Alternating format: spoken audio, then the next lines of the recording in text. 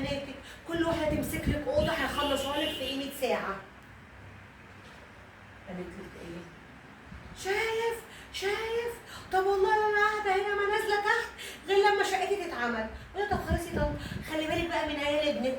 اخدت شنطتي وقلت له مع السلامه يا حبيبي واخدت بعضي ومشيت. وهي طبعا عماله بقى تبكي. انا عارفه دعاها الوحش، لا بقت تدعي عليكم الجنازه. ما تدري يعني هي شيخه قوي وغاسله مش عارفه ايه. لا خلاص يا بنتي ما اقعدي وارتاحي، قومي غيري هدومك وخشي عاملة أكل من انتي؟ جوه وارتاحي.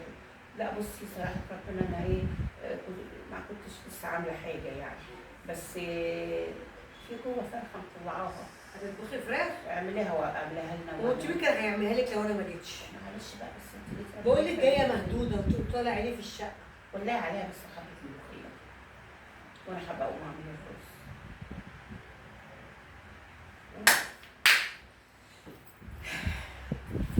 الشقه ورايا في كل حته. يلا بقى ده انا واقفه في صفك اهو بقول لك حماتك الحربايه منها لله ابتدي عليكي يقعد لها في عيالها وفي بناتها. نهار اسود نهار ابيض كل دي مواعين. دي مش فرخه دي مواعين. ماما هي مروه ايه اللي جوه ده شو طب ايه؟ طبعين ايه ده؟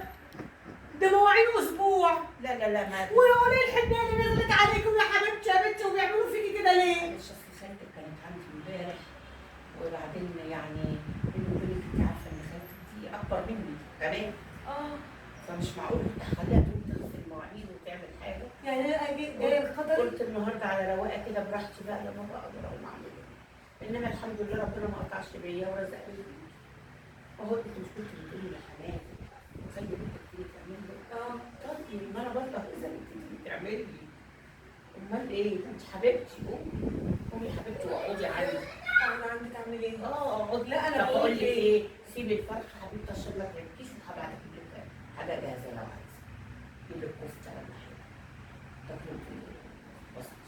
مش بتقولي ما لحقتيش تاكلي اول هناك؟ طلعت وانت كنت بتاكلي عيالك وبعدين لما بدات تاكلي انت رايحه طالعه معكنين عليكي. طيب انا هبقى اجيب لك عدد 5 من المواعين دول.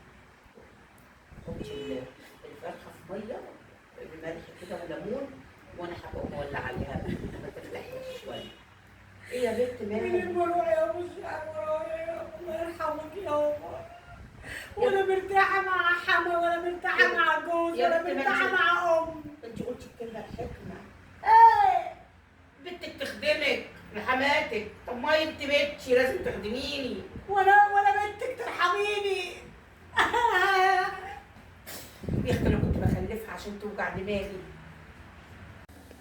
هي يا مروه انت هتفضلي سايبه بيتك كتير؟ في ايه يا ماما؟ ده انا جايه لك امبارح المغرب يا ماما ما نمتش معاكي غير سواد الليل بس.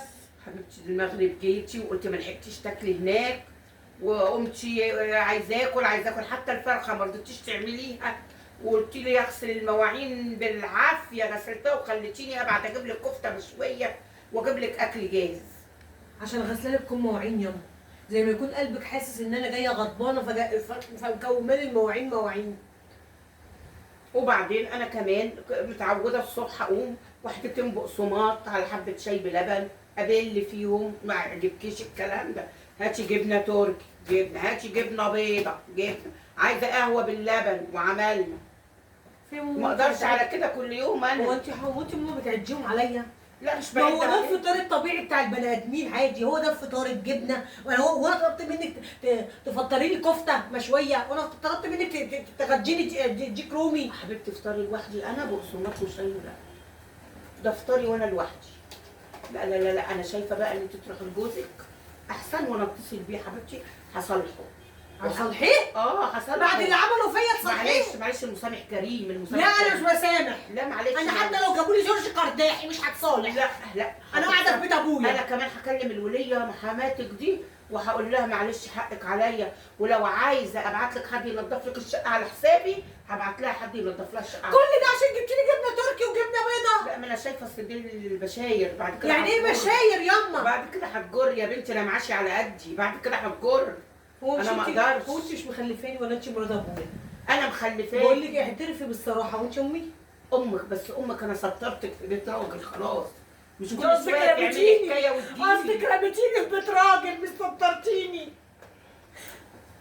انا بقول يعني انا احمد ربنا على كده يا بنتي، وانا هروح اتصل بيهم واصالحك عنه. لا ما تصلحيش حد على حد، بس لو خلاص فطريني فلافل انا راضيه. هي الفلافل اللي رخيصه انت رخره. ما هي الفلافل برضو غاليه، حتى الفول غالي. طب قولي لي بقى، هتقعدي النهارده عايزه تتغدي ايه؟ قولي عايزه تتغدي ايه؟ اللي انت عايزاه، انت عايزه نتغدى ايه؟ بس اهم حاجه ما ترجعنيش، لازم اذلهم، لازم اذلهم ولاد 60 في 70. هضطر ابعت اجيب لك سمك مشوي واعملي حبه رز. ماشي. اما نشوف اخرة القعده دي ايه. صبرني يا رب، جوزتها ومرتاحه. خليني اذلهم، خليني احرق دمهم في قعدتي هنا. تحرقي دمهم؟ امم ده انا اللي اتحرق دمي يا امي. تذليهم؟ ده انا اللي اتذليت يا روح قلبي. ليه؟ بقعدتك دي عندي، قعدتك السودة دي اللي انا مش شايفه منها ولا منها حاجه ابدا.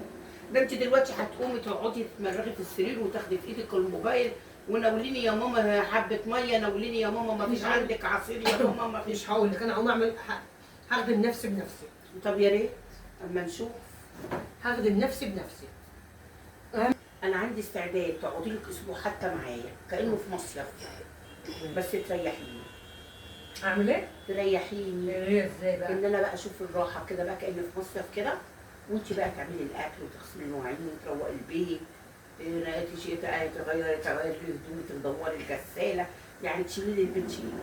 لا اتصلي بجوزي، اتصلي صالحينا، يلا اتصلي صالحينا، اتصلي على الاقل انا في بيت جوزي مش بعمل اللي عمله. لا الصلح خير، انا سامحته، انا راضيه عنه. اتصلي بيه، خليه يجي ياخدني دلوقتي. خلاص الحمد لله، الصلح الكريم مسامح كريم.